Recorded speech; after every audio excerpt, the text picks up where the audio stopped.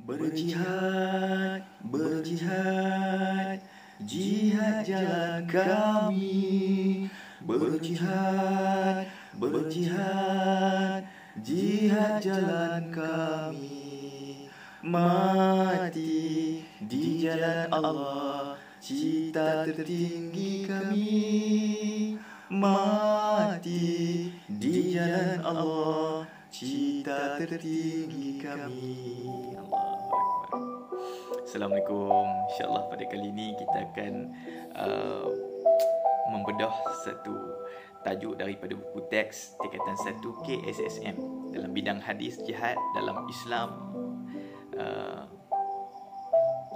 pendidikan Islam. Jadi dalam tajuk ni kita akan mempelajari berkaitan dengan bacaan hadis dan terjemahan. Kemudian kita akan tengok maksud jihad, ada 2 bahasa dan istilah.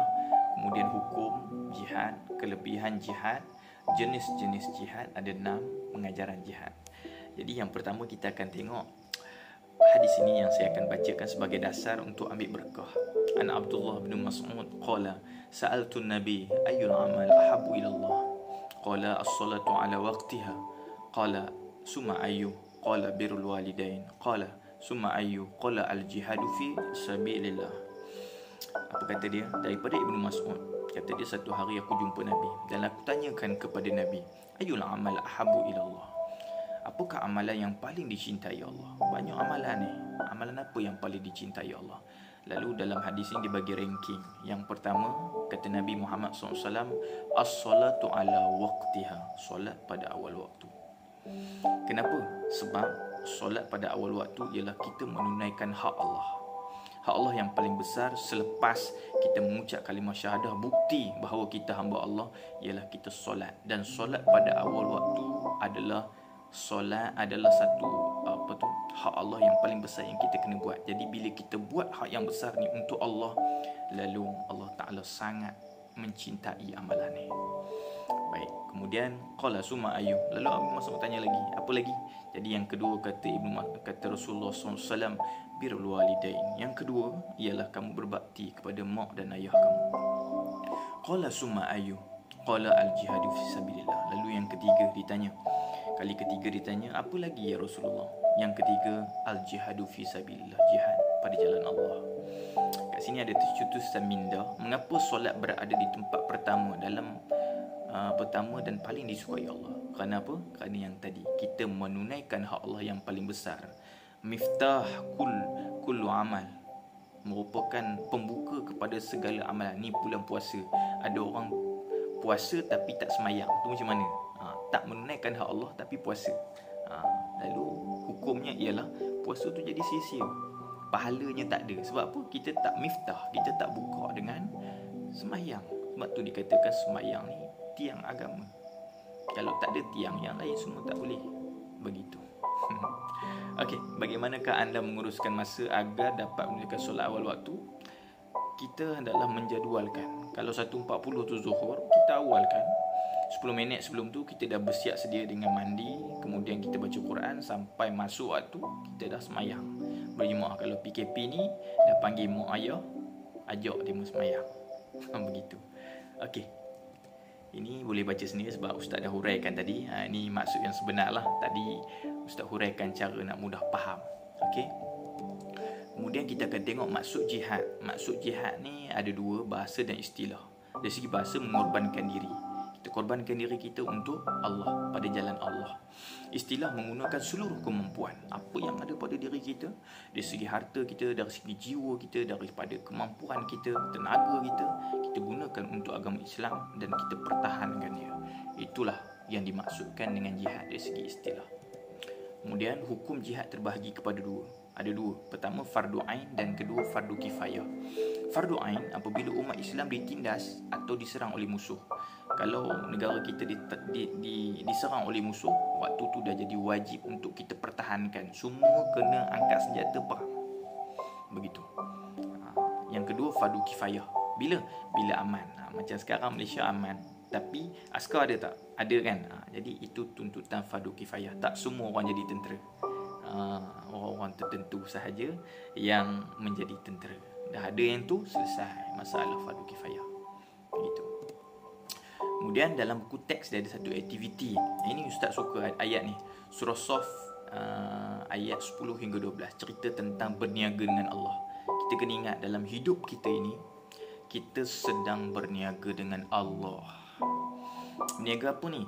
Kita meniaga dan Allah Ta'ala beli. Dan Allah bila beli apa yang kita niagakan, lalu Allah Ta'ala akan bagi satu balasan yang kita tak boleh beli dengan duit. Apa tu? Syurga yang mahal, yang kita duduk di dalamnya penuh kenikmatan selama-lamanya.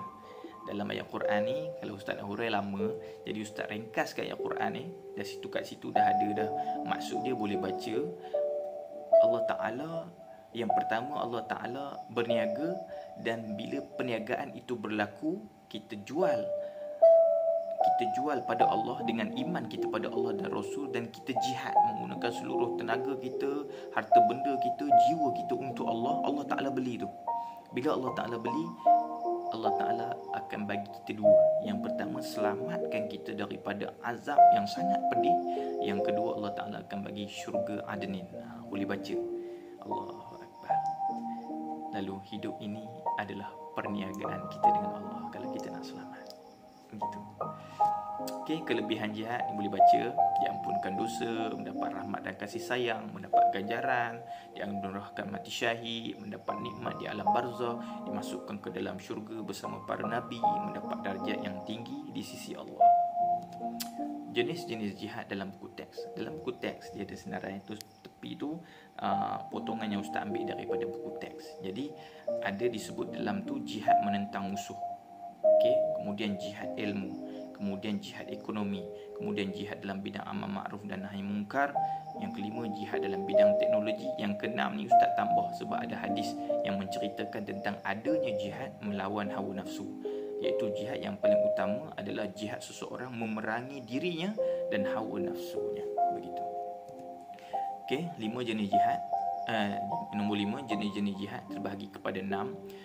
Itu hadis tentang kelebihan orang yang berjihad di jalan Allah, menentang musuh. Yang pertama, jihad kita menentang musuh. Okey. Yang kedua, jihad menuntut ilmu. Okey. Kat situ Ustaz ada ceritakan. Ni boleh jadi soalan kebat. Apakah jihad menuntut ilmu? Jihad menuntut ilmu, sebab dalam menuntut ilmu dia ada satu perasaan malas. Kita lawan malas tu, kita belajar rajin-rajin juga, kita buat juga latihan, itu dipanggil jihad. Jihad itu mendapat pahala yang besar di sisi Allah Subhanahu wa ta'ala. Okey, yang kedua, yang ketiga, jihad ekonomi. Jihad ekonomi ni, yang pertama kita beli barang orang Islam. Sekarang dah ada kempen beli produk orang Islam. Yang kedua, kita kena tanamkan cita-cita untuk menjadi seorang ahli korporat Islam, supaya kita menguasai. Sebab ada hadis yang sangat besar. Apa dia? Peniaga yang benar dan amanah bersama dengan para nabi, orang benar dan para syuhada. Allahu Akbar. Kelebihan tu, kalau kita berniaga dan kita tergolong di kalangan golongan peniaga yang amanah, kita boleh duduk dengan nabi dan para syuhada dan orang-orang siddiq. Okey, jihad seterusnya ialah jihad amar ma'ruf nahi munkar, iaitu kita ajak orang buat baik dan kita kita tegur orang buat benda maksiat. Maksudnya kita menyelamatkan orang. Kita ni orang Islam, kita nak menyelamatkan orang, dipanggil amar ma'ruf nahi munkar. Kita sayang sahabat kita, lalu kita sayang saudara kita, kita sayang orang Islam, kita nak mereka juga masuk syurga. Macam mana kita masuk syurga? Jadi apa kita buat? Kita ajak dia membuat baik dan kita tegur mereka buat benda jahat. Begitu. Okey, jihad teknologi. Zaman sekarang zaman teknologi, kita kena berjihad juga untuk kita jadi macam orang-orang Islam yang dahulu, seperti Al-Khawarizmi, matematik, kan ada macam-macam, kan? Kalau Ibn Sina dalam bidang perubatan, semua teknologi.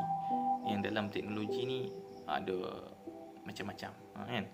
Dalam perubatan pun ada teknologi, dalam matematik pun ada teknologi. Sekarang ni macam-macam, ada komputer dan sebagainya. Okey, ini yang Ustaz sebut jihad melawan hawa nafsu. Jihad melawan hawa nafsu ni ialah jihad yang besar. Sebab Nabi pernah mengatakan bahawa satu hari lepas balik daripada perang Tabuk, kita ni balik daripada perang yang kecil. Nabi kata perang nak mati tu, kita perang tu perang kecil kepada perang yang besar. Perang besar tu apa ya Rasulullah?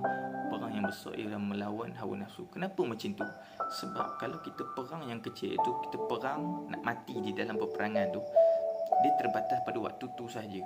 Kalau kita mati masuk syurga. Tapi kita balik, hidup lagi, kita terpaksa melalui ujian demi ujian Allah Subhanahu Wa Taala. Dan kita ni manusia, amal kita punya iman kadang naik kadang turun. Khawatir kalau kita tak dapat lawan hawa nafsu kita, kita akan mati dalam su'ul khatimah. Itu yang kita takut. Begitu. Jadi jihad melawan hawa nafsu adalah jihad yang besar. Pengajaran hadis inilah kita akan dapat, antaranya kita dalam melakukan amalan yang disukai oleh Allah dan menjadi umat yang cemerlang, untuk menjadi umat yang cemerlang di dunia dan juga di akhirat. Kita boleh baca semuanya dan insya-Allah kalau tak faham boleh PM Ustaz. Okey, ni aktiviti yang Ustaz ambil daripada buku teks muka surat 68. Boleh jawab, dan Ustaz ada buat satu Google Form, soalan kuis Google Form berdasarkan soalan-soalan ni. Nanti boleh jawab dekat bawah tu. Dekat bawah tu Ustaz ada bagi link, ditekan dan jawab. Insya-Allah. Wallahu alam. Assalamualaikum.